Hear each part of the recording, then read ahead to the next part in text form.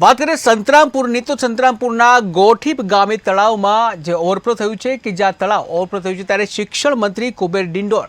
ગોઠીપ ગામે દોડી ગયા હતા કે જ્યાં પાણી રોડ ઉપર આવતા કામગીરી હાથ ધરાઈ છે ત્યારે ગામમાં પાણી ઘૂસે તે પહેલા શિક્ષણ મંત્રી કામે લાગ્યા છે। તળાવના પાણી રોડ ઉપર આવી જતા હાલાકી જોવા મળી, જ્યાં જેસીબી દ્વારા પાણીને કેનાલમાં લઈ જવામાં આવ્યું ત્યારે પાણી અટકાવી વાહન વ્યવહાર ચાલુ કરવામાં આવ્યો હતો। ત્યારે સંતરામપુરમાં તળાવ ઓવરફ્લો થવાની ઘટના સામે આવી છે કે જ્યાં સંતરામપુરનું ગોઠીપ ગામ કે જ્યાં એક તળાવ આવેલું છે તે ઓવરફ્લો થયું છે ત્યારે શિક્ષણ મંત્રી કુબેર ડિંડોર જે છે તાત્કાલિક ગોઠીપ ગામે દોડી આવ્યા હતા અને જ્યાં પાણી રોડ ઉપર આવતા કામગીરી હાથ ધરવામાં આવી છે